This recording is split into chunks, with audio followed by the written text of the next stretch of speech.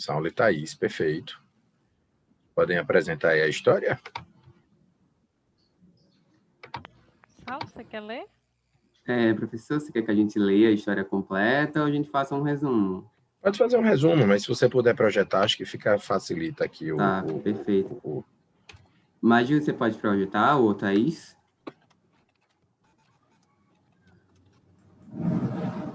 Aí estiver mais fácil, mas eu vou tentar abrir aqui. Deixa eu só baixar o documento.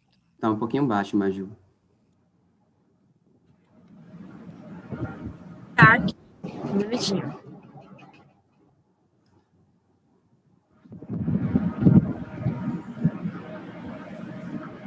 Então, professor, a gente até pede um pouquinho de compreensão pela... Era um domingo que a gente estava com a cabeça um pouco criativa, né? Acabou surgindo uma fanfic aí, uma história um pouquinho longa, e é isso. É o que vem mais domingos como esse. Exatamente, a criatividade foi boa para ir, mas para outras coisas, misericórdia. Pois é, então ótimo. Vocês querem que eu posso tentar projetar aqui também, se vocês estiverem conectados, certo? Você pode pagar na hora com débito. Certo. Eu vou começar um pouquinho e, Maju, toda vez que você quiser complementar alguma coisa, ou Thaís, vocês podem interromper e complementar. Basicamente, a ideia da história foi fugir um pouquinho do padrão europeu, de não ficar sempre um país da Europa Central, que, enfim, passou por um período de que o seu crescimento se deu por causa de uma colonização, igual todos os outros.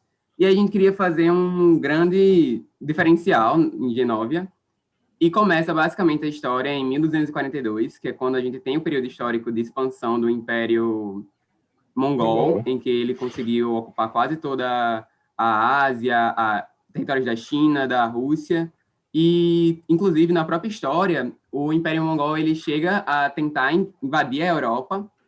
Existem duas batalhas entre o Império Mongol e a Europa, e nessas duas batalhas, entre países como França, acho que França, Polônia, não lembro quais são os países, eles conseguem vencer esses países europeus, e a Europa perde nessas duas batalhas.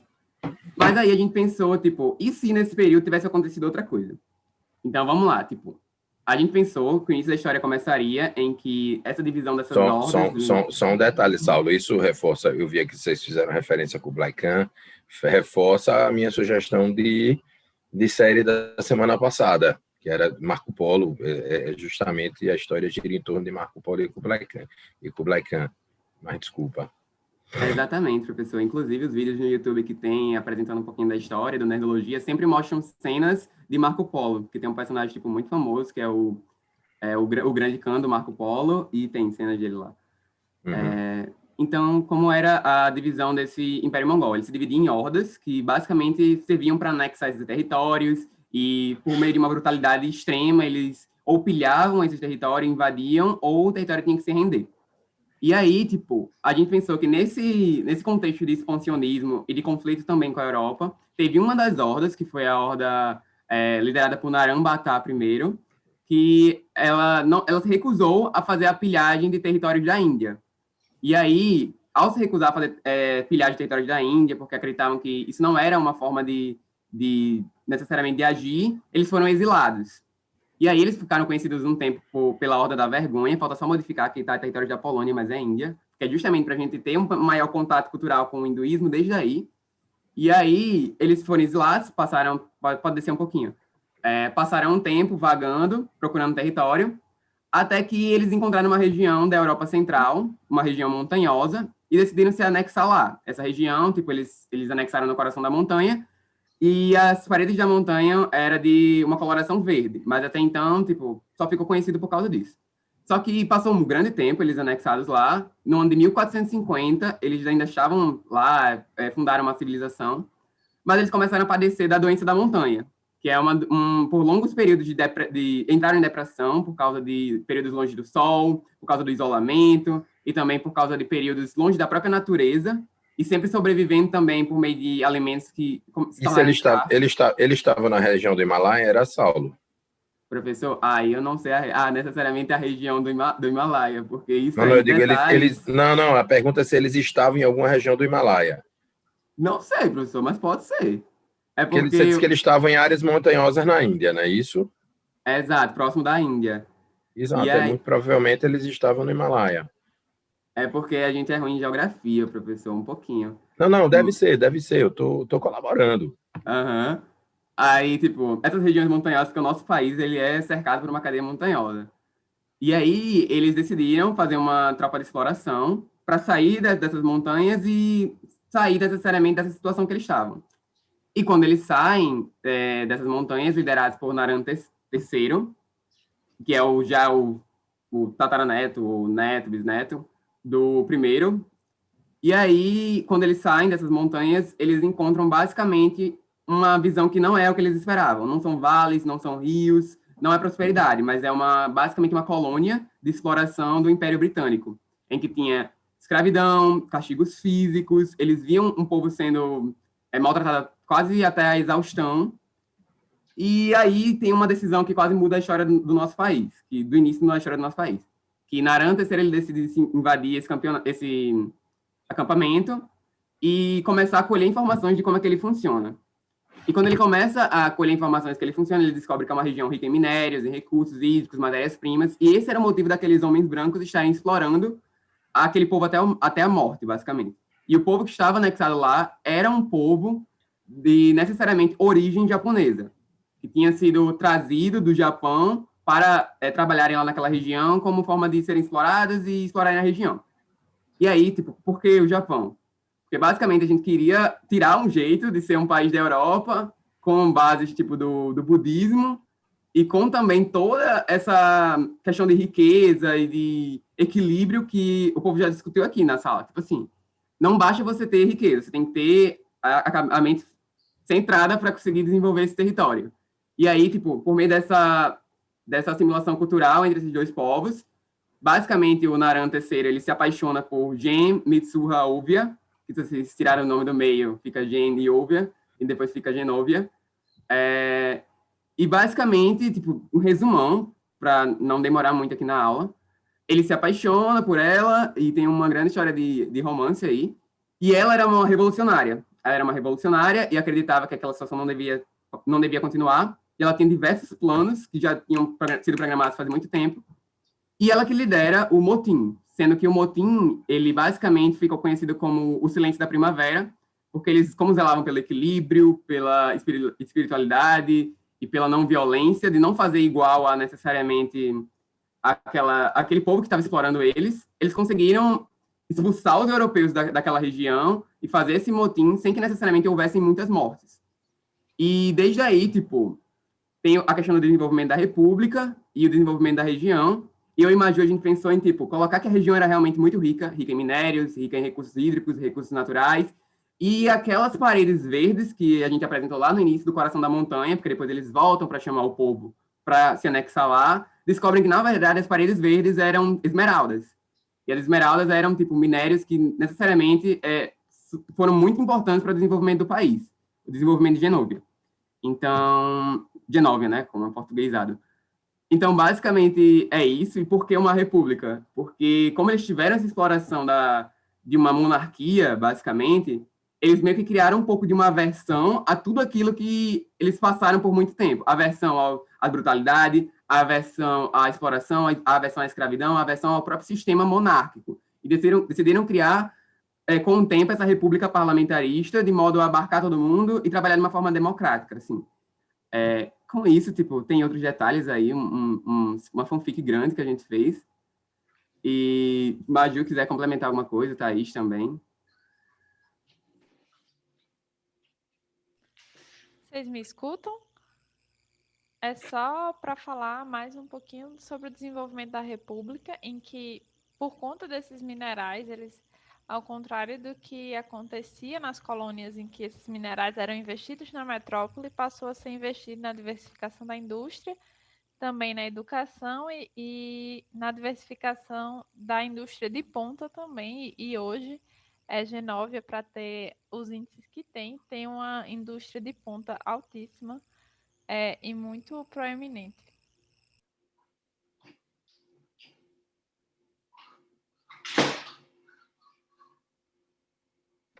Perfeito. Acho que quem estava falando era Maria Júlia ou Thaís? Maria Ai, Júlia. E a gente também falou. Vocês me escutam? Sim, sim. A gente também falou um pouquinho sobre a cultura e a economia, mas no final, de uma forma mais atual, do contexto da sociedade, do povo de Genóvia, né? Desde personalidade do povo, costumes, como tomar chá, personalidade no sentido de serem pessoas boas, de a religião influenciar muito ainda no país. Apesar de ser um país laico, a fé budista tem grande influência. E a economia, né, que é um dos fatores assim que muito levantaram os olhos no nossos fatores de sermos economicamente muito bem no território. E a gente falou de forma bem breve sobre isso. Perfeito, perfeito. Bom, minha gente, vamos bater palmas para a turma. Parabéns pelo trabalho, ficou excelente. Vamos só... Ficou show.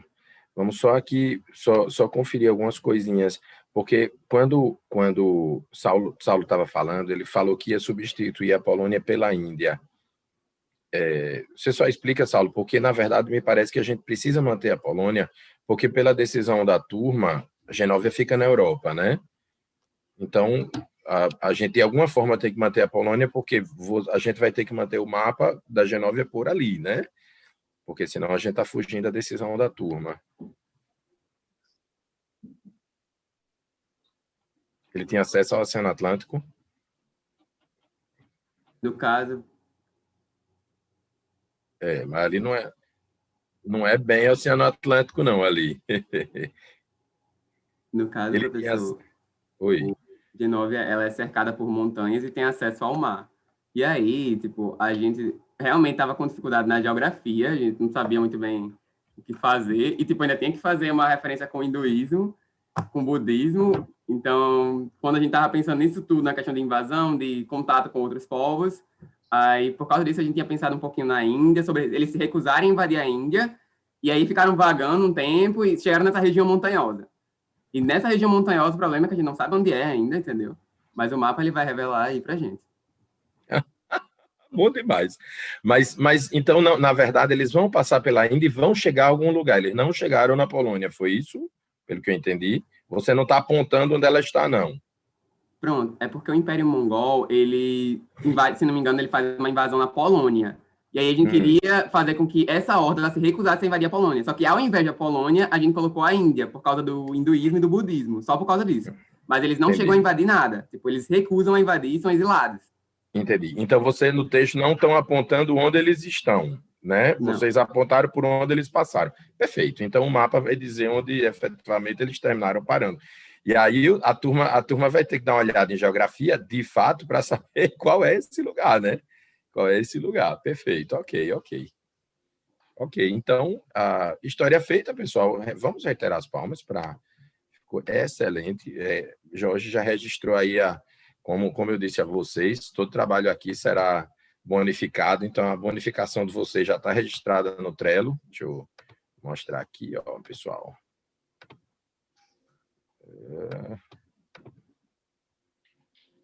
Olha aqui, bonificações. Espera aí, aqui, ó.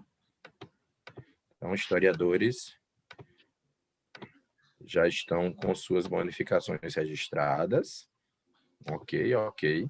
Agora vejam como é uma coisa intrincada, né? Como a gente querendo ou não, tem uma certa dificuldade de fazer uma contextualização a partir uma contextualização a partir de pequenos dados que a gente escolhe, né? É por isso que um raciocínio não sei, vocês vão de certo modo começar a perceber a partir do momento em que eu começar a discorrer mais longamente sobre qualquer assunto em matéria jurídica. É muito difícil você dissociar os conceitos jurídicos da história do direito, de como efetivamente eles se formaram, né, da razão de ser deles, de eles se comportarem daquela forma. A gente tem visto, na teoria geral do direito, talvez um prestígio hoje maior se reconhece a interpretação sistemática, né? No direito vocês devem ter estudado isso. A gente lá na hermenêutica mais clássica tratava de todos aqueles métodos de interpretação da norma, então, literal, histórico, teológico, etc., etc., e hoje se prestigia o sistemático. Mas quando você prestigia o sistemático, a ideia é que você não afaste esses outros referenciais de interpretação, que eles estejam basicamente englobados numa interpretação que leve em consideração que leve em consideração a contextualização da norma jurídica dentro de um sistema, e o aspecto histórico é absolutamente fundamental. Quando a gente começar a discorrer sobre o direito de G9, essa aula, a gente vai precisar levar em consideração tudo que você levou em consideração aí, você, Júlia e Thaís, que vocês levaram em consideração nessa construção histórica. Por exemplo, teve um momento aí que se encontraram com o Império Britânico, não foi? Se depararam com algum local que estava sob dominação britânica, a gente já vai identificar aí a common law, né? A sorte é que vocês começaram em 1242, porque a common law se instituiu a common law se instituiu ela, na verdade, começou a ser construída na Inglaterra com a conquista dos normandos no século XI, ou seja, se vocês tivessem mudado aí a data, já tinha complicação com a common law, porque a common law não existiria para influenciar esse sistema jurídico, porque de alguma forma, para que o sistema esteja vinculado à common law, algum inglês tem que ter passado pelo lugar, né? Porque senão ele não teria como conhecer a common law. Então, assim, são pequenas nuances que quando você vai estudar um conceito jurídico qualquer, né, você precisa compreender. Você vai dizer, não, mas no Brasil a gente não tem alguma influência aqui e ali da common law? Tem, porque, um brasileiro resolveu se inspirar na Constituição dos Estados Unidos, né, no sistema jurídico norte-americano e no sistema político norte-americano, no momento em que foi ali redigida uma Constituição para a proclamação da República. Senão, a gente não teria influência da common law. Por que o Brasil está vinculado à civil law? O Brasil está vinculado à civil law porque Portugal foi quem conquistou essas terras, porque senão a gente, a rigor, teria aqui a predominância de alguns microsistemas jurídicos, algumas formas de prática jurídica pré-colombianas dos indígenas, que não é o que acontece porque eles foram simplesmente exterminados, né? Por que a gente tem pouca origem de sistemas jurídicos africanos? Porque os sistemas jurídicos africanos não eram unificados, eles tinham características tribais no momento em que os africanos começaram a chegar no Brasil como escravos, e também porque eles não conseguiram ganhar protagonismo por aqui. Então, a gente não tem influência de sistemas jurídicos africanos, pelo contrário, a própria África, né, tem influência de sistemas jurídicos que vieram de fora. A gente vai ter ali na África alguns sistemas jurídicos vinculados à common law, alguns sistemas jurídicos vinculados à civil law, alguns sistemas jurídicos de base muçulmana, né? E alguns países em que esses sistemas jurídicos estatais convivem com sistemas jurídicos tribais, né? Infelizmente, a gente não tem aqui na turma, a gente tem no nosso curso alguns alunos de Guiné-Bissau. Quando vocês tiverem a oportunidade, perguntem a eles como funciona, é uma riqueza os sistemas jurídicos dos países africanos, em particular o sistema jurídico do país deles. Pois não, Pedro? Professor, tem um podcast, eu não lembro agora qual é o nome do podcast, eu posso mandar no grupo depois, mas que tem uma série onde eles conversam com juristas de todos os países lusófonos para explicar o sistema jurídico dos países. Então, a Guiné-Bissau está lá, Angola está lá, Moçambique está lá, até Portugal, enfim. É bem interessante. Pois é, você se lembra do de Guiné-Bissau? Professor, eu não vou saber dizer. Se eu não me engano, o jurista que fala nesse podcast, ele é, na verdade, juiz da Suprema Corte Portuguesa. Sendo que, como ele tem origem da Guiné-Bissau, ele foi para lá, enfim, construir o sistema jurídico. Mas eu não lembro muito. Mas eu mando no grupo. Assim que eu encontrar, eu mando no grupo. Perfeito. Porque o sistema, basicamente, pelas minhas últimas contas, né? Porque certa vez eu pedi para um colega de vocês, tem alguns anos isso, que era de Guiné-Bissau, fazer uma apresentação do sistema jurídico. Não tem nenhum estrangeiro aqui, não, né? Porque é muito bacana a gente ouvir. A gente tinha, no semestre passado, um colega de Timor-Leste. Ele contou um pouco do sistema jurídico de Timor-Leste. Mas em Guiné-Bissau, basicamente, 60% da população, Pedro, pelo menos naquela época, vivia em zona urbana e 40% em zona rural. Os 60% que viviam em zona urbana se submetiam basicamente ao direito oficial do país, que tinha base europeu continental. Então, um sistema jurídico inspirado no de Portugal, talvez um pouco mais rudimentar. Eu digo porque eu vi algumas regras do Código de Processo que eram mais rudimentares do que as nossas, mais rudimentares do que as nossas. E 40% do país vivia sob a égide de um direito tribal. E aí esse direito tribal era um direito muito vinculado a cada tribo, né? E o que terminava acontecendo é que havia uma espécie de cooperação jurídica, e vamos chamar isso, eu digo porque isso é um tema daqui da disciplina, havia uma espécie de cooperação jurídica internacional entre o direito oficial e o direito tribal, porque o direito tribal ele tinha como autoridade oficial aquele que seria o líder da tribo. Aqui para o Brasil, nos indígenas, seria o cacique. De modo que, no momento em que o direito oficial precisasse ser aplicado lá na tribo, havia o estabelecimento de uma relação entre o juiz e o líder da tribo para que o direito oficial pudesse penetrar naquela tribo, em determinadas situações, por exemplo, em caso de homicídio, você não era assim, ficava de certo modo complicado você não fazer cumprir a lei, né, a lei oficial do país. E é interessante, Pedro, na grande maioria das situações, o direito oficial não consegue penetrar nessa tribo, de modo que o direito que se pratica na tribo é o direito da tribo. Hoje em dia, o direito brasileiro começou a se preocupar, inclusive, com isso, né? Não sei se vocês conhecem, para quem interessar, é muito bacana de se estudar, porque, em relação aos indígenas, a gente também, primeiro que a própria Constituição estabelece ali um regime jurídico aplicável aos povos indígenas, né? Isso já é um sinal de que, querendo ou não, né, o direito brasileiro aceita uma espécie de paralelismo entre o direito oficial, que é o direito brasileiro, isso que a gente estuda, o direito que vai ter origem no direito português, com todas as suas influências, mas o fato é que o direito que vai ter origem no direito português, em relação ao direito que é praticado ainda, e aí a gente vai estar trabalhando com um direito um direito de base costumeira, e eu diria muito próximo do direito das civilizações primitivas, sobre os quais nós começamos a falar na última aula e vamos continuar hoje, né? Um direito de base mais histórico-cultural, que é o direito de cada uma daquelas comunidades indígenas. E aí, hoje em dia, mesmo a jurisprudência, Pedro, reconhece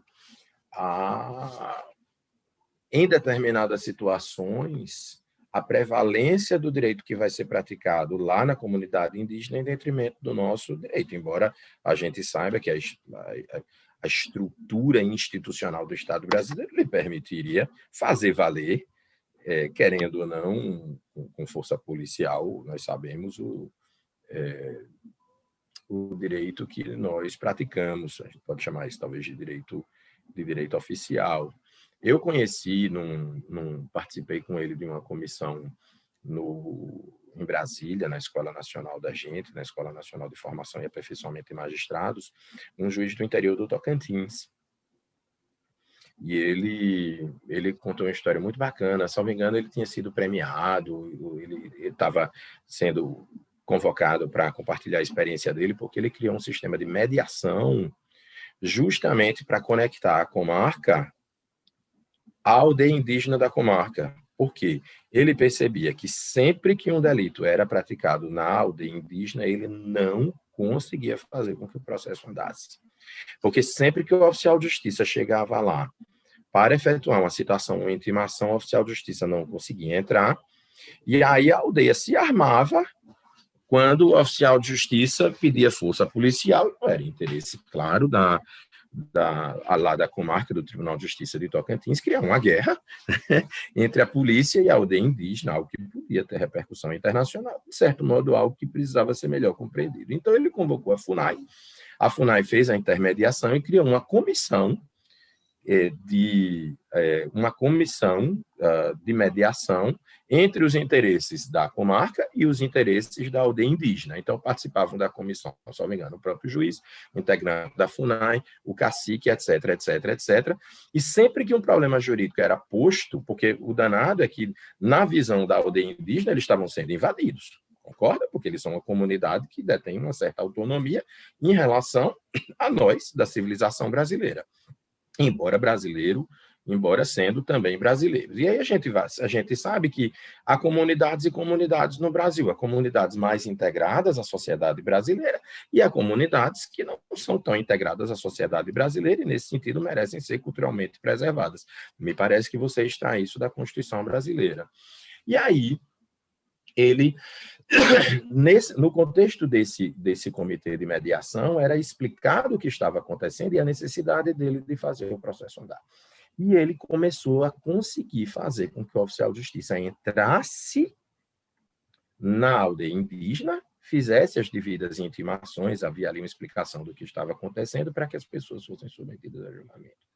Teve um caso concreto, era um processo que estava lá parado fazia tantos anos, e ele preocupado ali de ser eventualmente punido por prescrição, porque ele não conseguia fazer com que o processo andasse.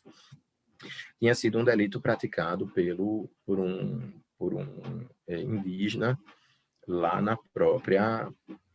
um delito praticado por um indígena, e aí, vejam, vocês devem se lembrar uma coisa: a Constituição estabelece a competência da Justiça Federal quando se trata de conflitos envolvendo populações indígenas. Então, se você tem uma tribo lutando contra outro, se tem um conflito ali envolvido, ali a competência vai ser da Justiça Federal. Mas se se trata de um crime que não envolva propriamente um conflito indígena, a competência vai ser da Justiça Estadual. Eu digo porque vocês estão vendo que eu estou numa atmosfera aqui diferente, eu estou hoje em Recife, estou aqui no flat da minha esposa, e aqui tem muita ação de competência da Justiça Federal envolvendo conflitos entre aldeias indígenas, né? Inclusive, aqui tem um case envolveu muita confusão para que a comunidade indígena pudesse efetivamente se afirmar, que é o caso da população Chucuru, que inclusive ensejou um julgamento da Corte Interamericana de Direitos Humanos. É daqui. Quando eu trabalhei aqui há 15 anos, não era comum haver processo na Justiça Federal de homicídio de indígena contra indígena, porque eram indígenas que lutavam pela, digamos assim, titularidade do posto de cacique, né? Era gente que disputava aqui a linhagem dentro da aldeia para saber quem era cacique. E aí esse tipo de conflito era de competência da Justiça Federal. Mas se for um crime que não envolve efetivamente a disputa pelo poder no contexto de comunidades indígenas ou de uma comunidade indígena, o crime vai ser de competência, o processamento e julgamento vai ser de competência da Justiça Estadual, que era o caso. Sendo que ali tinha um detalhe, Pedro, que pela prática daquele crime dentro da comunidade indígena, o indígena tinha recebido a punição à luz do direito indígena maior que ele poderia receber, que era a punição de banimento. E a gente sabe que, inclusive, essa pena é proibida no direito brasileiro, né? É um direito fundamental estabelecido na Constituição. Você não pode, no Brasil, aplicar a pena de banimento. Mas na comunidade indígena não se aplica para fins de aplicação do direito deles, esse direito fundamental. De modo que o que pode acontecer ali é que ele foi banido da comunidade indígena. Ele não foi banido do Brasil, né? Vejam que coisa interessante. O direito brasileiro, nesse ponto, não penetra no direito da comunidade indígena. Ele, como brasileiro, vai ser acolhido no Brasil, ou seja, ele não pode ser banido do Brasil, mas ele pode ser banido da comunidade indígena, porque ali é o direito, a aplicação do direito da comunidade indígena. Eu sei que, finalmente, ele foi banido e entrou numa depressão profunda. Isso ele me contava a história. O juiz entrou numa depressão profunda, ficou vivendo em Goiânia, pelas ruas. Esse índio era homossexual. Eu acho que, inclusive, o crime tinha a ver com isso.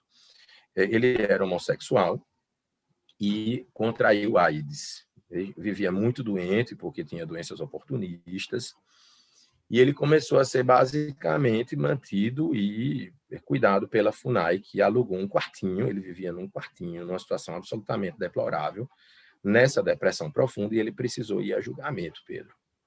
Ele precisou ir a julgamento porque, salvo engano, ele praticara um outro crime que seria submetido à jurisdição brasileira. Então, imaginemos, eu não sei o que era, não vou ter condições de lhe dizer precisamente o que era, eu teria que falar com o juiz, mas é como se ele tivesse sido banido banido pelo homossexualismo, mas tivesse ali um homicídio, porque ele foi levado a júri, isso eu sei. E aí, o que foi mais interessante é que ele foi, e diga-se de passagem, eu posso até estar dizendo alguma coisa errada, porque eu vou lhe dizer a conclusão. Ele foi absolvido no tribunal do júri pelo homicídio que estava devidamente comprovado.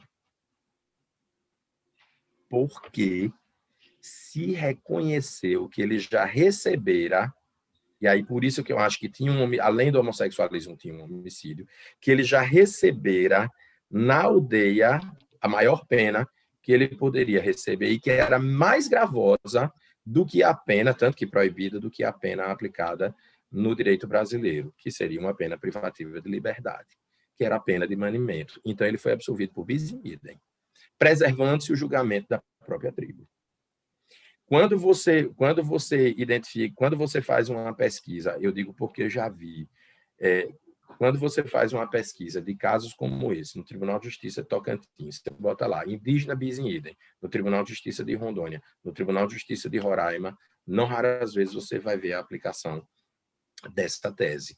Ou seja, absolvendo o brasileiro que é indígena pela prática de um crime que se reconhece praticado por ele, mas pelo fato de ele ter recebido por uma ordem jurídica paralela, que vai ser a ordem jurídica indígena, que se aplica no Brasil em paralelo com a ordem jurídica brasileira, mas pela aplicação da ordem jurídica de lá, que seria a ordem jurídica mais próxima do fato, e sendo a pena lá aplicada mais gravosa do que a pena aplicada na nossa ordem jurídica, faz-se o raciocínio de que a punição perderá completamente o sentido. E por isso ele termina sendo absolvido. Não se aplica a pena no direito brasileiro. Vocês queriam comentar alguma coisa nesse sentido? Não.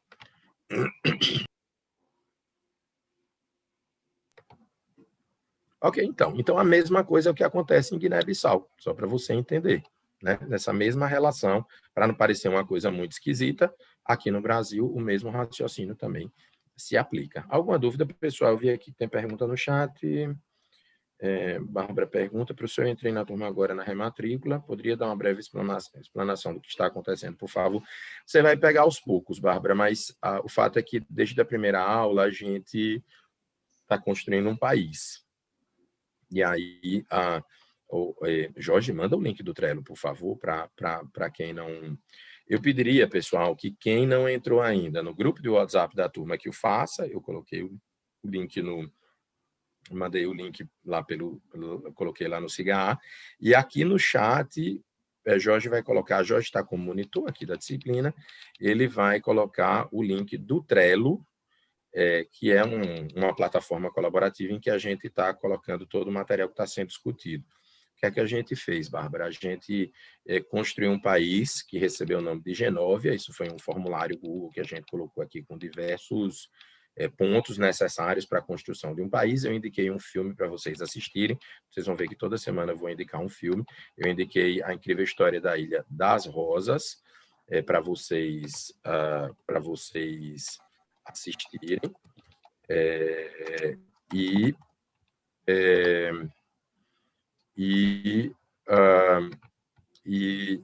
A partir desses elementos, hoje, um grupo de 3 voluntários, Saulo, Maria Júlia e Thaís, fizeram a história do país. A gente tem alguns itens sobre os quais a gente está trabalhando. Vai ser a bandeira, o mapa, as Forças Armadas e o seu sistema judicial. Por quê? Porque a gente vai usar sempre esse país como referência para os exemplos quando a gente estiver falando dos tópicos da disciplina. Isso é super importante, porque sempre que a gente vai ter a nossa disciplina se aplica, o ramo do direito, que é o modo da nossa disciplina, se aplicando sempre que nós estivermos diante de uma relação jurídica que contenha elementos de extraneidade. Ou seja, a gente vai estar sempre diante de uma relação de alguma forma transnacional, de modo que a gente vai ter duas ordens jurídicas envolvidas. Então, para facilitar a exemplificação, a gente vai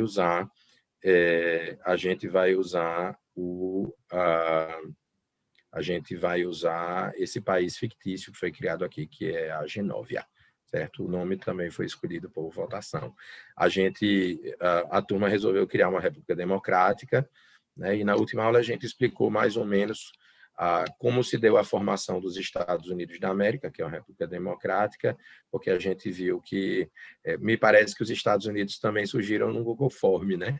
Agora o Google Form lá do século XVIII, mas o fato é que os Estados Unidos meio que surgiram como um Google Form, então a gente está construindo aqui também um país. E aí você deve ter visto aí no grupo de WhatsApp a história da Genóvia, né, que foi bastante difícil, o trabalho foi muito primoroso de Saulo, Maria Júlia e Thaís, porque a turma escolheu, repito, foi desafiador, a turma escolheu que a Genóvia seria um país europeu, mas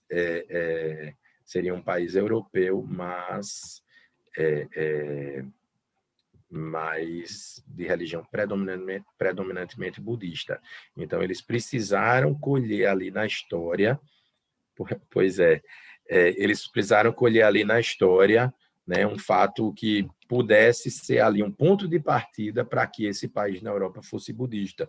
Então, foi por isso que eles começaram com a invasão mongol ali no século XIII. Foi século XIII, não foi, minha gente? 1242, né? Ali no século XIII. E ali teve por isso que isso aí eu vou até indicar já fazer a indicação de hoje, que vai ser Marco Polo. Só lembrando, pessoal, fiz aqui as duas indicações, a da semana passada eu esquecera, que foi, vocês devem lembrar que eu falei para vocês, o Black Earth Rising, que é a história a dinâmica lá do genocídio de Ruanda e o Tribunal Penal Internacional, e aqui Marco Polo, né, para vocês compreenderem a história de Kublai Khan, que foi um grande imperador mongol, né, filho de Gengis Khan. Ok. Dúvidas, comentários, etc. Senão a gente volta aqui para os slides. Só mais um. Pode falar. Não, eu ia perguntar se eu podia apresentar o sistema judiciário. Você fez? Que arretado, Larissa. Claro. Claro. Por favor. Mas pode tirar logo a dúvida de Pedro, aí depois eu apresento. Perfeito. Vamos lá, Pedro. Na verdade, não é uma dúvida. Só para dizer que eu já mandei o link do podcast lá no WhatsApp, mas na aula passada, quando a gente estava, no finalzinho da aula, a gente estava discutindo aquilo de, enfim, antigamente as nações nem tinham ideia que outras existiam e tal. Me lembrou muito esse livro aqui, se chama Viagem ao Volga, e eu vou recomendar porque ele é muito interessante. Esse livro é muito menos literatura e muito mais um relato histórico. Ele foi escrito por volta do ano 1000, assim, um pouquinho antes, e o autor se chama Ahmad ibn Fadlan. Ele era um enviado do califa de Bagdá, porque o rei dos búlgaros, tinha acabado de se converter ao islamismo, e aí ele estava naquele processo de converter a população ao islamismo. E ele pediu ajuda ao califa de Bagdá para construir uma mesquita e um forte, para, enfim, converter os seus súditos e proteger das nações ao redor. E esse livro é um relato da viagem que eles fizeram de Bagdá até Volga, que hoje fica na Rússia. E é muito interessante que ele vai relatar os encontros com as diferentes tribos. Imagina, no ano 1000, a viagem que eles fizeram do Iraque até a Rússia. Então, eles viram muita coisa que, enfim, não era tão vista naquela época. E uma coisa muito interessante é que ele relata os costumes dos povos que ele encontra, e o único relato escrito de um funeral viking é desse livro. Então, tudo que a gente vê, enfim, Vikings, em qualquer série que trate sobre isso, tudo vem desse relato aqui. É bem interessante. Pedro, você vai fazer uma gentileza. você vai entrar aqui em recomendações literárias, você coloca, por favor, aqui o nome e, se possível, a foto dele, pode ser? Perfeito, A foto da perfeito. capa, né? Porque certo. aí a turma já fica excelente indicação e vai ser, quando eu for falar, eu vou retomar depois que Larissa falar um pouco do que a gente discutia na última aula, e aí quero que você me conte um pouco como é que esse cara se sentia na hora que via as coisas novas, certo? Perfeito. E olha que nós já estamos falando o quê? Do século XI, não é isso? Antes, é século X. Eu falei ano 1000 porque eu não lembro exatamente, mas é 1900 e alguma coisa. Perfeito, é o século X. Pois é. Perfeito, Larissa. Vamos lá. Só me confirma se está aparecendo para vocês, que eu não sei mexer direito no Zoom, aí eu não sei se está aparecendo, tá? Aparece. Para montar o sistema judiciário, né, do Poder Judiciário, eu fiquei com bastante dúvida, sem saber por onde começar. E aí eu fui procurar países que se assemelham com as características que a gente decidiu para a G9, que no caso eram a república, unitária, democrática, e tinha outra coisa que eu esqueci, que a gente definiu para ela. E aí o que eu achei um que mais se assemelha, que é o da Itália, porque a Itália é uma república unitária, parlamentarista, eu lembrei, é essa palavra que eu estava esquecendo. E aí, por isso que eu me baseei bastante na estrutura que a Itália adota. Sendo que, como a gente escolheu o common law, que não é o que a Itália adota, então foi olhar também a estrutura do Poder Judiciário dos Estados Unidos e da Inglaterra, para poder ter uma noção das diferenças, né? Então, eu trabalhei com esses 4 ordenamentos: os Estados Unidos, a Itália, a Inglaterra e o do Brasil, para me basear. E aí, o que eu acredito que mais se assemelha para a G9 em si mesmo é a Itália. E o que a Itália faz? Ela divide a justiça ordinária em 2 partes, que é a civil e a penal. E aí tem, por ser uma república unitária, só tem o que seria, por exemplo, o STF, a Suprema Corte, e no caso aí eu botei a Suprema Corte de Genóvia. E aí as primeiras instâncias... No caso da Itália é a Corte de Cassação, né? É a Corte de Cassação. Aí as primeiras instâncias, eu botei mais ou menos o que a Itália adota mesmo e tentei me basear em outros ordenamentos também. E aí eu cheguei aqui ao ponto que os principais são esses que eu coloquei aí embaixo. Os de baixo são a primeira instância. E aí, do lado esquerdo é a área civil e do lado direito é a área penal.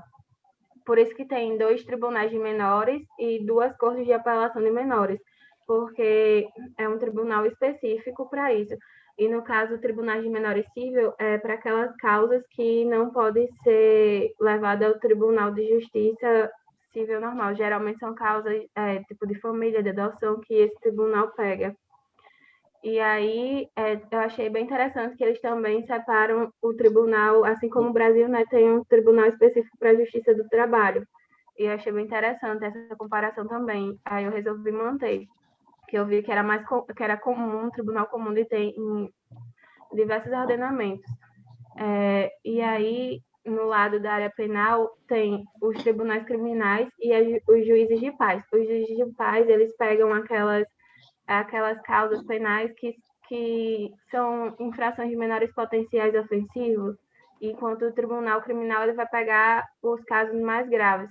E todos os dois, eles recorrem à Corte de Apelação Penal.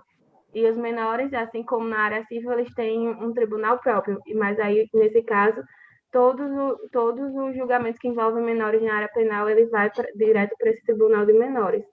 E aí eu fiquei sem saber onde eu colocaria esse tribunal de execução penal, porque eu acredito que todos os casos vão passar pelo Tribunal de Execução Penal, por isso que eu botei ele ali em cima. E o que eu achei interessante é que também eles fazem... Eu acho que você poderia, se você me permite, para facilitar, você poderia colocar ao lado dos tribunais criminais como se o recurso fosse para a Corte de Apelação Penal. Faz todo sentido. Entendeu? Como se fosse uma vara de execução penal. Então, ao lado dos tribunais criminais, você colocaria os tribunais de execução penal e os juízes de paz aqui. Né? Porque vai fazer todo sentido, porque aí caberia o recurso. Pois não. Pronto. Aí, outra coisa que eu achei bastante interessante é que eles têm uma justiça administrativa. E aí eu acho que se aplicaria bastante ao nosso caso, porque por ser uma região, uma república unitária, teria o Conselho de Estado de Genóvia, que ajudaria nessas decisões maiores, que seria o órgão superior, mas cada região que Pedro... Não, desculpa, errei o nome do monitor. Que o monitor ele tinha colocado naquele arquivo, Jorge, né? Jorge. Tinha colocado naquele arquivo que as províncias, né? Que Marco Bruno até brincou que tinha sido uma decisão discricionária, porque a gente não tinha decidido esse nome junto. Mas aí eu botei região, pode ser província também, não sei qual é o nome que a gente vai adotar. E aí seria um tribunal administrativo para cada província, pronto, cada região. E aí, nesse caso, esse tribunal administrativo, ele julga as demandas que têm a ver com os órgãos do Estado de Genóvia, para ser decisões mais unitárias e ser condizente com os precedentes, já que o common law ele preza bastante pelo sistema de precedente judicial. E aí foi basicamente isso. Eu fiquei com bastante dúvida e eu resolvi trazer, mesmo assim, esse organograma para a turma para pedir opiniões, pedir o que eu posso mudar, o que vocês acham que a gente pode acrescentar para ficar o mais próximo da realidade possível, né? Que é o que a gente quer. Perfeito. Minha gente, observação. Bom, primeiro, parabéns, né? Eu tenho uma série de insights, Larissa, que eu quero compartilhar aqui com você. Vai ser bom porque a gente vai ter condições aí de trazer algumas nuances, né, da formação dos sistemas judiciais do mundo a partir da sua proposta. Mas excelente, excelente, minha gente. O que é que vocês acham?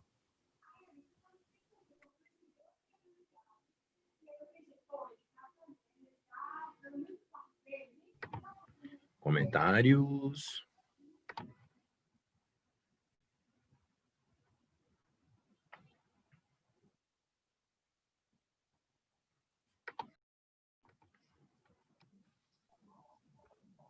Deve estar a Larissa Raquel, que é o segundo nome.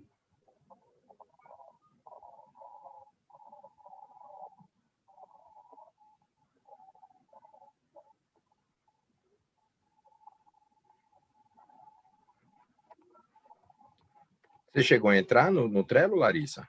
Ah, não. Ah, por isso. Então, o link está até aqui, Larissa. Entre daqui a pouco, porque aqui... Então, faço o registro. Nenhuma observação, pessoal.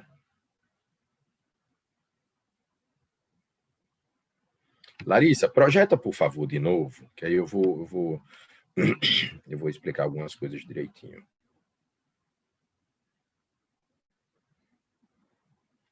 Dois países têm um sistema parecido, têm um sistema jurídico bem parecidos, que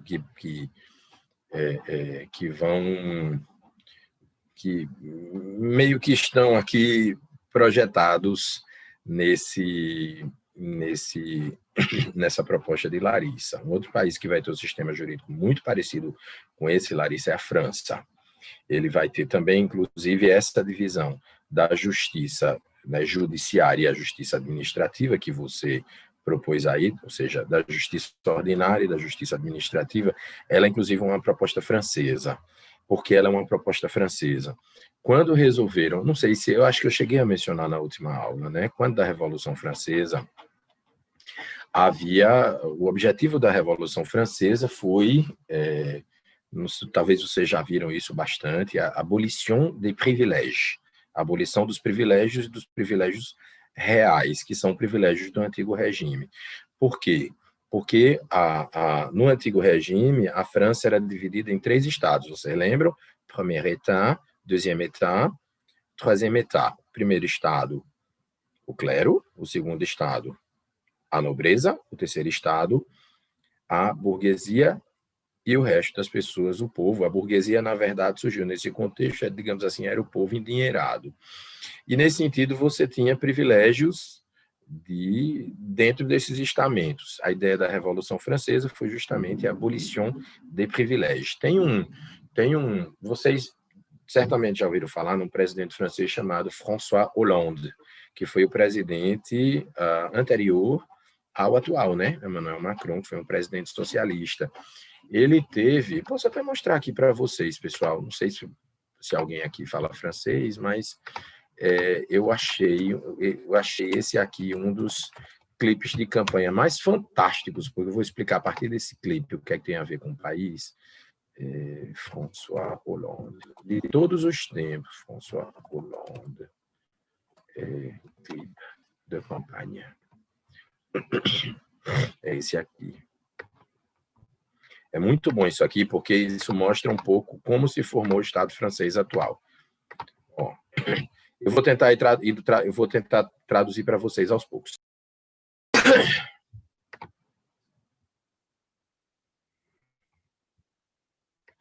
Cada nação tem uma alma. A alma da França é a igualdade.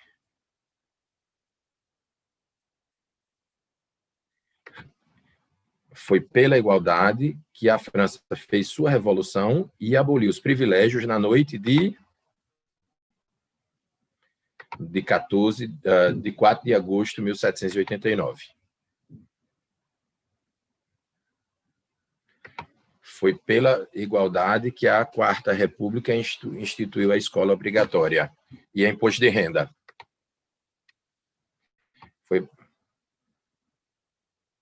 Foi por conta da igualdade que a Frente Popular se manifestou, se rebelou em 1936.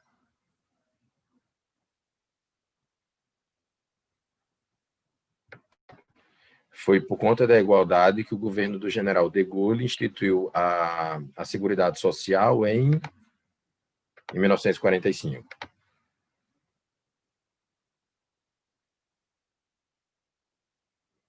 Foi por conta da igualdade que François Mitterrand foi eleito em 1981.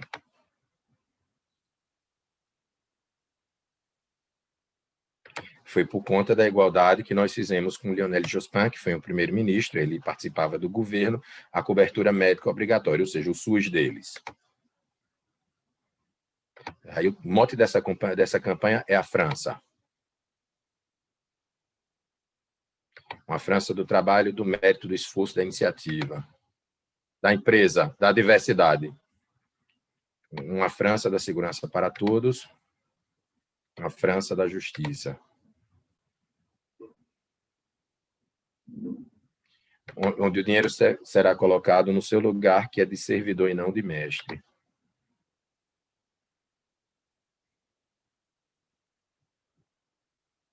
Uma França da solidariedade, onde nenhuma das crianças da nação será deixada de lado.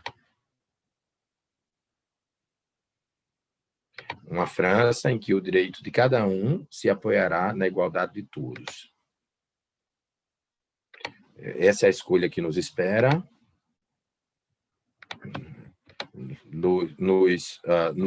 Nos juntemos. A justiça é agora. A esperança é agora. A república é agora. A mudança é agora. Aí tem um detalhe que é interessante. Eu sei que os socialistas usam muito esse grito ao final dos discursos, mas chequem, que vocês vão ver que o próprio Emmanuel Macron usa muito. Isso é muito comum na França. Vive la République et vive la France. Por quê? Porque isso é uma espécie de celebração do período pós-revolucionário, da Revolução Francesa. Então, essa questão da abolição dos privilégios é fundamental para compreender o que eu vinha dizendo sobre o sistema judicial, Larissa. Por quê? Porque quando foram abolidos os privilégios, havia ali uma categoria, a gente não nem podia falar em categoria naquela época, uma casta que era vista com muita desconfiança pelos revolucionários, porque era uma casta que dava sustentação ao antigo regime, que eram os juízes, era essa justiça ordinária, eles vão chamar de justice de l'ordre judiciaire. Essa justiça funciona num prédio chamado Corte de Cassação, que fica ali perto da Catedral de Notre-Dame, em Paris, vizinho a Sainte-Chapelle, é esse prédio aqui. Quando você entra nesse prédio, aqui, ó, isso aqui é o Poder Judiciário francês, isso aqui é uma sala de julgamento, por exemplo, eu já visitei esse prédio. Está vendo aqui? Isso aqui é a sala principal. Inclusive, eu tenho uma foto, olha, deixa eu até dizer a vocês uma coisa interessante. Professor, Pois não. Licença, é porque para mim só está aparecendo a tela de Larissa. Eu não sei se está com algum problema ou se o senhor Ai, precisa foi? apresentar. Que coisa. Para mim também, professor. Ah, é?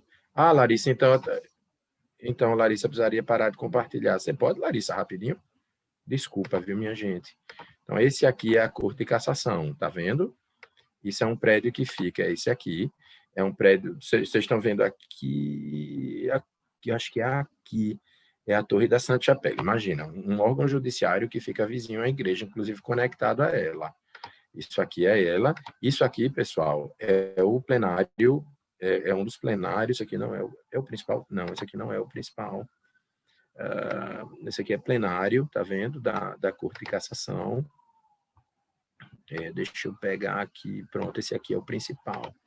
Eu acho que esse aqui é o principal, perfeito. Isso aqui é um plenário. Veja que é um prédio claramente de origem medieval. De modo que havia uma desconfiança enorme, minha gente, enorme em relação a esse órgão, quando a Revolução Francesa foi instituída. E aí antes de eu explicar por que surgiu a justiça administrativa, pessoal, eu queria que vocês vissem essa porta aqui. Estão vendo essa porta aqui ao lado? Vocês estão vendo o meu cursor? Estão? Sim. Perfeito. Pronto, essa aqui é a porta. Quando vai começar essa sessão, esse povo aqui, com essa veste horrorosa, são os juízes, com a toga de gala. Eles botam esse...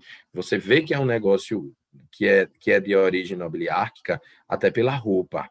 Inclusive, não sei se vocês se lembram, nas divisões, lá no livro de história, nas divisões nobiliárquicas da França, existe a noblesse de robe e a noblesse d'épée.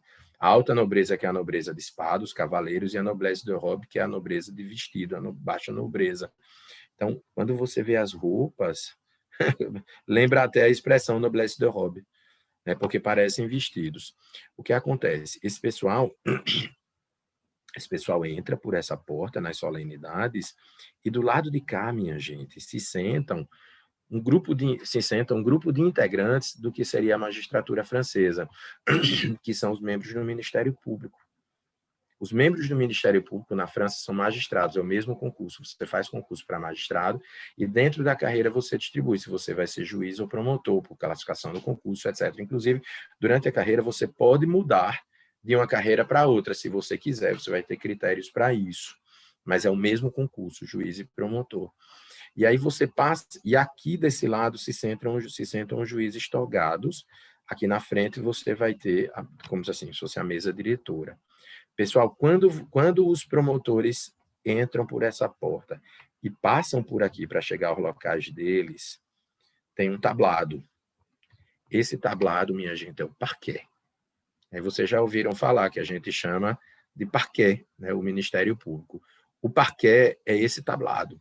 Então, eles são chamados magistrados do parquet, porque, tradicionalmente, quando entram nessa sala, eles passam por esse tablado e vão para o outro lado. E aí a gente aqui no Brasil chama de parquet. Eu, inclusive, bati uma foto em cima do parquet uma vez. Então, enfim, esses são os juízes franceses.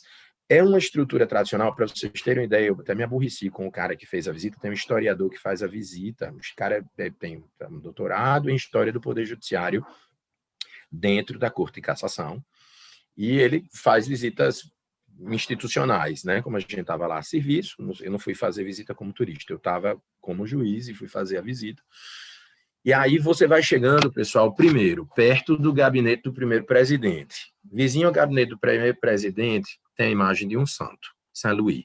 Por quê? Saint-Louis é um dos patronos da justiça francesa, porque Saint-Louis foi um rei também, né? Ele é santo, mas foi rei da França, e ele fez uma das primeiras reformas da justiça francesa, instituindo resquícios do que a gente chama hoje, rudimentos do que a gente chama hoje de devido processo legal. Então, ele é um patrono, mas é super esquisito você ter um santo como patrono de um sistema judicial no Estado laico, para ver o apego que esse sistema tem à tradição. Vocês devem se lembrar também, minha gente, que antes da Revolução Francesa, vocês estudarem isso em direito administrativo, vigorava uma regra segundo a qual o rei não podia errar, né? The king can do no wrong seria em inglês, mas a mesma máxima era usada na França, dizia le roi ne peut mal faire. de modo que vigorava, vocês devem se lembrar, a irresponsabilidade civil do Estado. Não é isso? Vocês não estudaram isso em direito administrativo, de modo que se o rei praticava um ilícito, aliás, essa frase nem faz muito sentido, porque o rei não poderia praticar ilícitos, porque ele não tinha como errar, de modo que era insindicável qualquer postura por parte do rei. Essa justiça que lhe era vinculada era uma justiça voltada à apreciação de ilícitos à luz da visão do rei sobre o Estado, que com ele se confundia, por particulares. Então, ela era uma justiça para solucionar problemas entre indivíduos ou uma justiça punitiva, para aquelas pessoas que praticavam delitos e, nesse sentido, atentavam contra a lei do reino, né? A lei do reino. Portanto, era uma justiça muito vinculada ao rei e de uma origem cultural medieval muito, muito forte. Quando a Revolução Francesa, nós sabemos que alguns pilares dessa lógica jurídica do antigo regime, que era uma lógica dos tempos modernos, da Idade Moderna, foram por água abaixo, porque se criou aquilo que a gente chama de direito público. Vocês sabem disso, né? E aí eu recomendo aí, fica aí a recomendação de um livrinho, né, Fundamentos de Direito Público, de Carlos Ari Sundfeld. Vou colocar aqui até nas recomendações, porque é um livro fininho. Fundamentos de Direito Público, Carlos Ari Sundfeld. Vocês, numa tarde de sábado, leem esse livro, e ele mostra basicamente como o direito público surgiu. E o direito público surgiu com 4 pilares que surgiram nessa época, minha gente, depois da Revolução Francesa. Foi a legalidade, portanto, a existência de uma lei que substituía o que seria a vontade do rei, a separação dos poderes, a supremacia da Constituição e a oponibilidade de direitos individuais em relação ao Estado, que justamente põe por terra a responsabilidade civil do Estado. O que aconteceu? Quando foram ver o que seria esse Estado francês pós-revolução, e aí eu não posso já falar de République, porque a gente teve ali alternâncias entre Império e República, né? Por isso que a gente fala lá em Quarta República, ali em 1936, né? Quando o pessoal se rebelou. Na verdade, ali a gente teve alternâncias de República e Império, assim, um período de estabilidade política na França, muito em função do vácuo político que a própria Revolução trouxe, né? Porque derrubou um regime milenar e então, muito em função disso, houve esse período de estabilidade, mas o fato é que depois se consolidou ali a França como uma república, não, assim, no início a coisa foi um pouco mais turbulenta, mas o fato é que foi criado um novo Estado, porque se derrubou aquele Estado no momento em que cortaram aquelas cabeças com a Revolução Francesa. E aí, quando eles foram pensando nesses pilares que se instituíam nesse período pós-revolução, eles viram, minha gente, que essa justiça não tinha condições de aplicar esses pilares pela própria solidez institucional e o forte atrelamento cultural à forma de pensar, a uma forma de pensar já muito, muito sólida, né? Muito consolidada. Então, nesse sentido, eles resolveram criar, Larissa, uma jurisdição administrativa. Eles criaram um órgão novo, esse órgão, e aí só para você entender como é esquisito isso. Eles criaram um órgão novo que cuidou desses assuntos da Revolução como um todo. Esse órgão vai se chamar de Ministério do Interior. Ministério do Interior. Por quê? Porque, como eu disse, salvo engano, na última aula, não sei se foi na última aula, a França não tem 3 poderes, a França tem 2 poderes, eu não sei se foi nessa turma que eu disse, ou se foi em prática em direito internacional. A Constituição francesa contempla, basicamente, 2 poderes, o presidente da República e o parlamento. O poder judiciário, aquilo que nós chamamos de poder judiciário, que seria o terceiro poder daqui, eles chamam de autoridade judiciária. Na verdade, é um órgão que tenha independência vinculada ao Ministério da Justiça. Então, eles não chamam de poder judiciário, eles vão chamar de justiça. Justiça. Então, a justiça fica vinculada justamente ao Ministério da Justiça, e o chefe dessa instituição se chama garde des Sceaux, que é o ministro da Justiça, é o apelido que ganha o ministro da Justiça lá.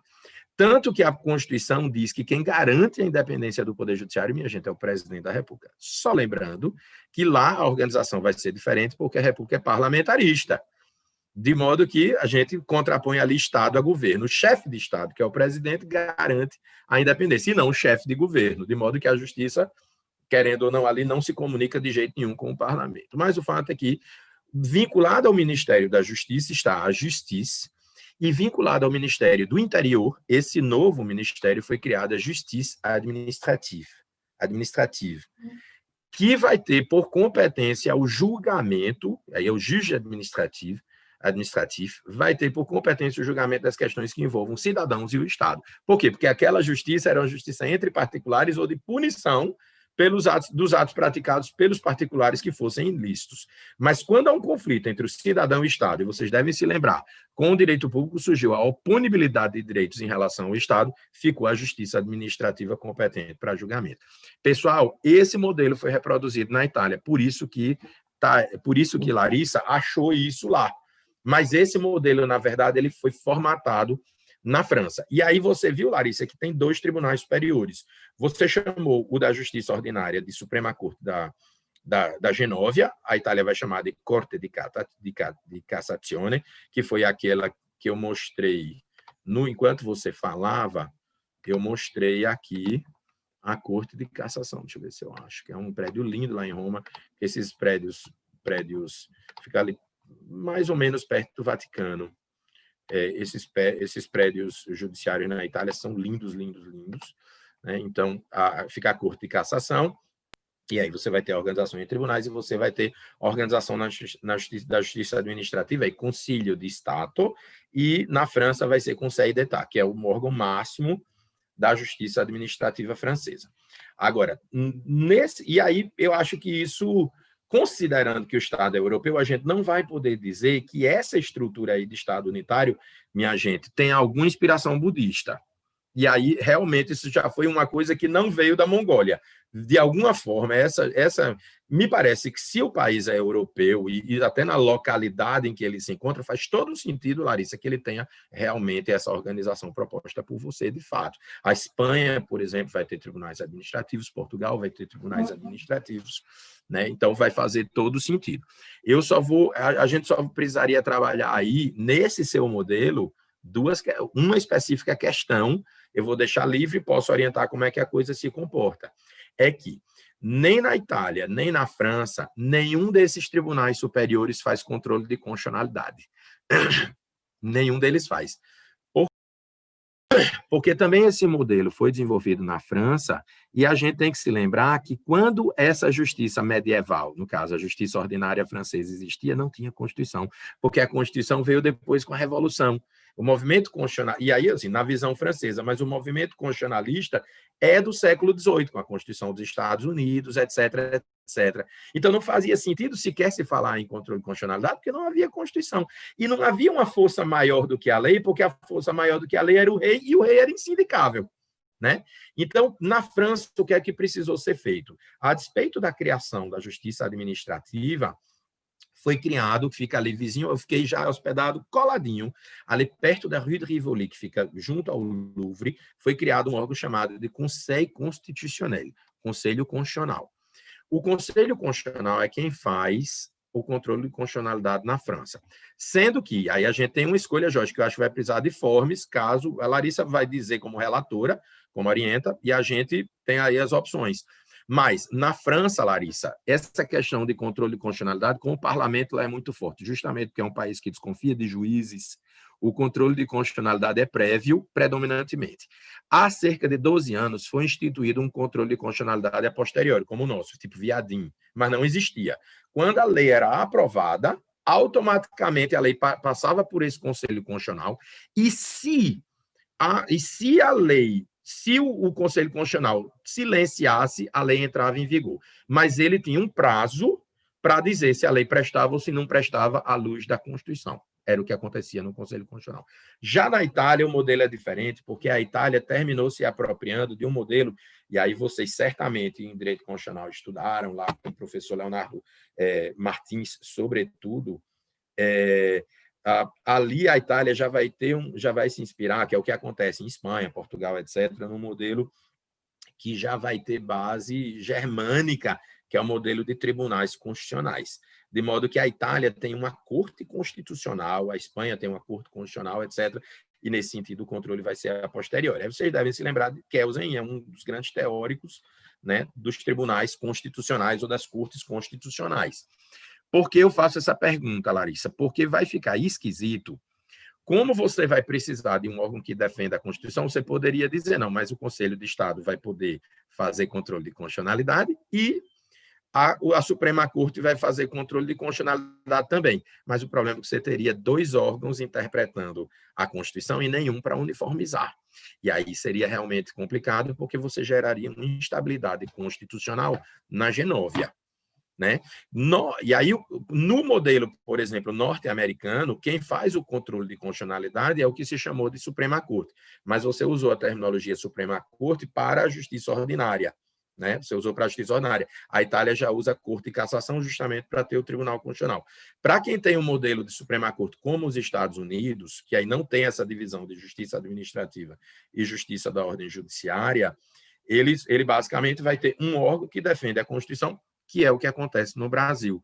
Eu sei que no Brasil a gente vai ter a Justiça Federal que lida com as ações que envolvem a União, mas ali a distribuição é diferente, porque ela acontece em ramos, porque a própria justiça estadual, que é o grande braço da justiça comum, julga ações que envolvem o Estado. O modelo brasileiro é diferente, é comum especializadas, né? Então ele já foge um pouco dessa lógica. Aí eu queria ouvir vocês, se você acha que a Genóvia teria um tribunal constitucional ou a Suprema Corte sairia da justiça ordinária para também pegar recurso do Conselho de Estado, pode ser, né? A gente poderia ter a Suprema Corte que você propôs aí para a justiça ordinária como um órgão que estivesse acima desses 2, né? E a divisão, e aí a justiça ordinária pararia em tribunais de apelação, dá super certo também. Agora, você não teria um órgão de uniformização dentro da própria justiça, como a Itália e a França têm. Não sei se você entendeu, porque eu dei muita informação. A gente não poderia mudar, então, o nome de Suprema Corte para outro nome, tirar a Suprema Corte e ficar acima desses 2? Daria. Aí é só você dar um nome para o que seria o que você colocou como Suprema Corte. Aí você colocaria a Suprema Corte para controle de constitucionalidade. Você só precisaria me dizer se o controle, no caso da Suprema Corte, se ele é concentrado e difuso, como no Brasil, ou só concentrado ou só difuso, né? Porque a gente sabe que no Brasil o Supremo Tribunal Federal faz 2 tipos de controle. Faz o controle dentro do próprio processo, quando sofre por recurso extraordinário, ou faz por ADIM. No caso, na grande maioria dos países europeus, esse controle só se faz concentrado, abstrato concentrado, né? Já nos Estados Unidos é o inverso. O controle já é concreto, ele acontece Agora, como você falou em precedente, né? E como você falou que ele tinha alguma vinculação com a common law, talvez fosse o caso de ele ser feito, assim, fica uma sugestão para vocês, porque traria uma pitada de common law para a coisa, dele ser difuso como nos Estados Unidos. O que é que você acha? Que é o que acontece, por exemplo, na Suprema Corte Britânica, que é um órgão super novo, porque também não havia, assim, como a Inglaterra não tem Constituição escrita, fica difícil você falar em Constituição rígida, como é que você vai ter uma Constituição não escrita rígida, e nesse sentido você vai ter um controle de constitucionalidade mais diferente, a gente pode depois falar a respeito, mas talvez, se você colocasse um nome, então, para o Tribunal Máximo um nome para o Tribunal Máximo da Justiça Ordinária, qualquer, poderia ser até Corte de Cassação também, já que sua inspiração foi italiana. E a Suprema Corte com essa coisa de common law, recebendo o controle de constitucionalidade difuso, até que traria aí um colorido das influências todas que a Genóvia tem.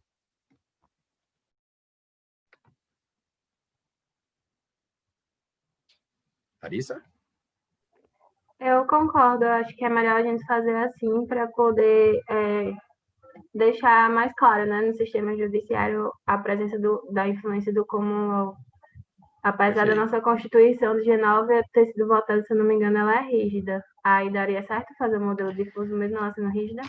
Daria, porque a Constituição dos Estados Unidos também é rígida, né? A Constituição dos Estados Unidos também é rígida, ela é escrita, porque o common law norte-americano é um common law também meio híbrido. Se você for comparar como funciona o sistema jurídico britânico com o americano, é completamente diferente pela presença desse elemento Constituição que você não vai ver lá, né? Olha, para você ter uma ideia, até isso, mas existia, por exemplo, no caso, e só para você entender, o controle de constitucionalidade, tanto ela é rígida, Larissa, que a gente sabe que o controle de constitucionalidade ganhou de uma dimensão muito grande no mundo, justamente por um precedente da Suprema Corte dos Estados Unidos, né, que foi o Marbury versus Madison, né, que é o que mostra efetivamente o caráter daquela Constituição. Por que isso aconteceu? Só para você entender. Nos países europeus, o parlamento sempre é muito mais forte do que o poder judiciário. Nos Estados Unidos, o poder judiciário é muito, muito forte, minha gente, muito, muito forte. Vocês viram o juramento de Kamala Harris e Joe Biden no dia da posse? Deixa eu mostrar aqui para vocês. Você vê como é forte.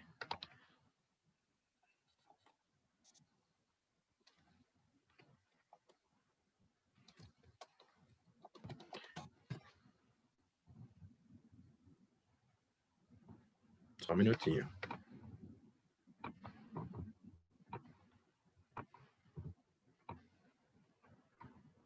It was about the third week into Kathy's weight loss battle where things really started to go downhill. What you are all about to be part of, America, is a historic moment of firsts. To administer the oath to our first African American, our first Asian American, and our first woman vice president, Kamala Harris, it is my great privilege to welcome to the inaugural stage the first Latina to ever serve on the Supreme Court of the United States of America, Justice Sonia Sotomayor. Ladies and gentlemen, please remain standing for the oath of office, followed by musical honors.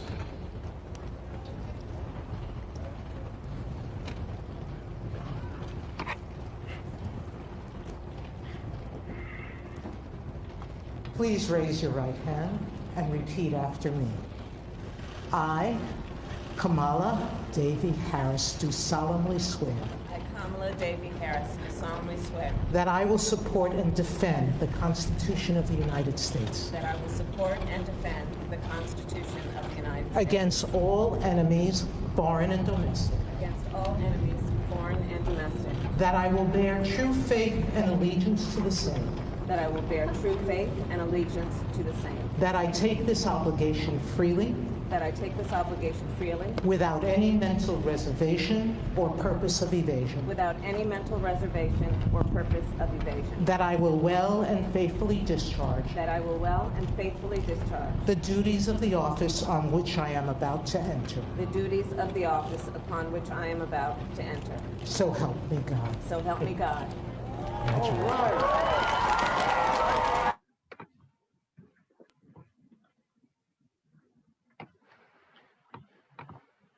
Pessoal, ali quem estava, não sei se vocês ouviram, quem estava lendo o juramento para a vice-presidente Kamala Harris era a ministra Sonia Sotomayor, da Suprema Corte dos Estados Unidos. Depois, se vocês pegarem de Joe Biden, vocês podem olhar, foi o Chief Justice, que é o presidente da Suprema Corte, que é o John Roberts.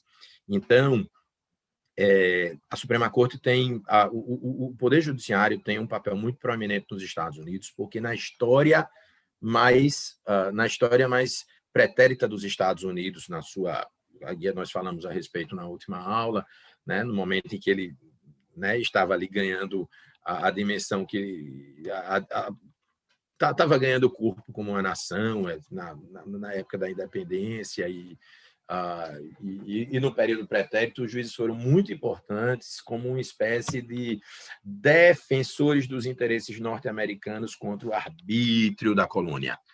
Então, os juízes eles ganharam muito prestígio nos Estados Unidos porque esse arbítrio da colônia vinha por meio de leis que eram aprovadas pelo parlamento.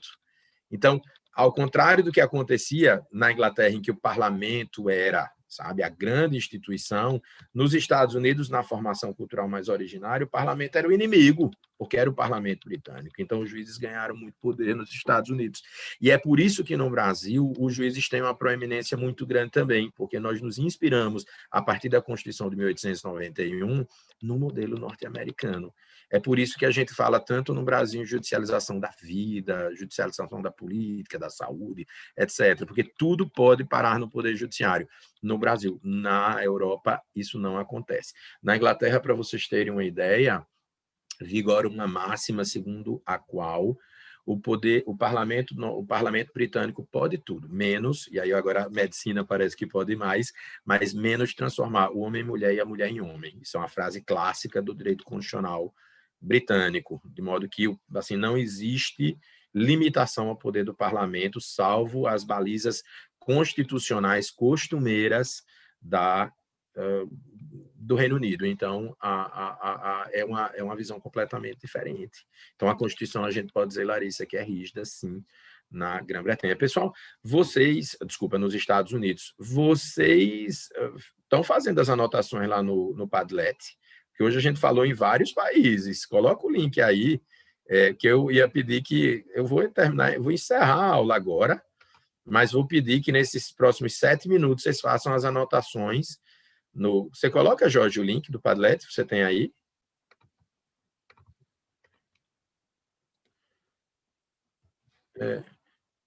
Porque eu vou pedir...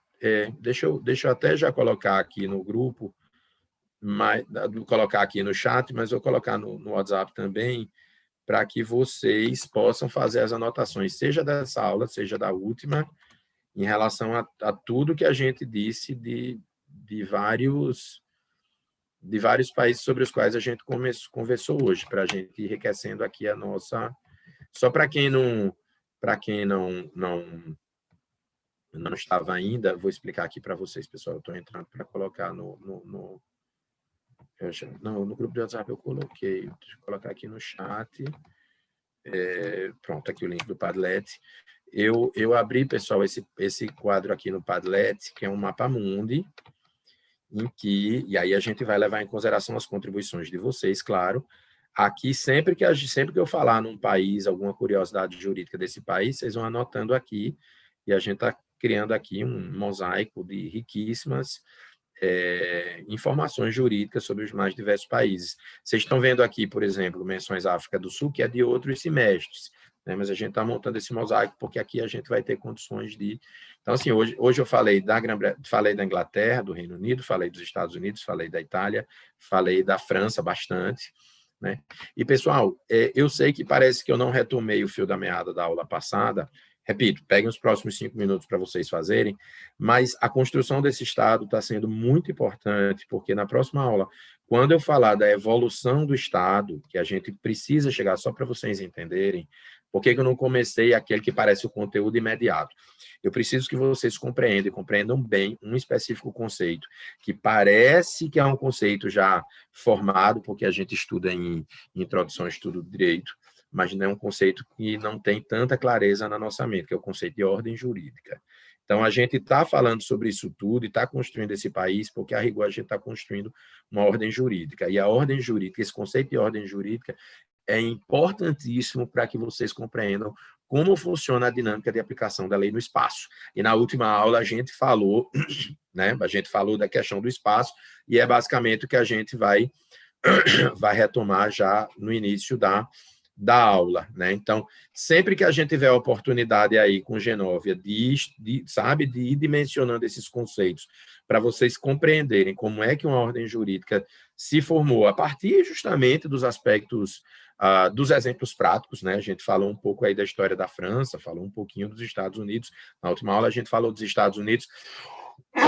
A gente vai ter a oportunidade de explicar por que a gente não fala, por que você vai dizer, mas é uma coisa um tanto xenófoba da sua, nem xenófoba, é uma coisa um tanto imperialista da sua parte você não falar do Brasil.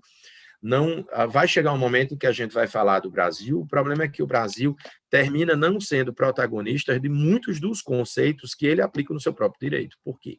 Porque esses conceitos vieram de fora, seja de Portugal, seja importados, infelizmente, minha gente, e digo infelizmente, por brasileiros que vão estudar no exterior e acham que trazem, assim, a coisa mais importante, sabe, do mundo, porque experiências de fora que dão certo, porque como se nada que fosse aqui, feito aqui, prestasse, sabe, algo que a gente, é algo que, por exemplo, eu tento combater, mas acontece na prática. Quantas e quantas vezes a gente viu um brilho nos olhos e diz que um professor ele é brilhante porque ele conhece o direito espanhol, aí dá uma aula, sabe, só sobre direito espanhol e diz, olha lá, funciona, e aqui não funciona, porque a gente faz assim, como se fosse dar certo se a gente implementasse do jeito que funciona lá, o que é equivocado.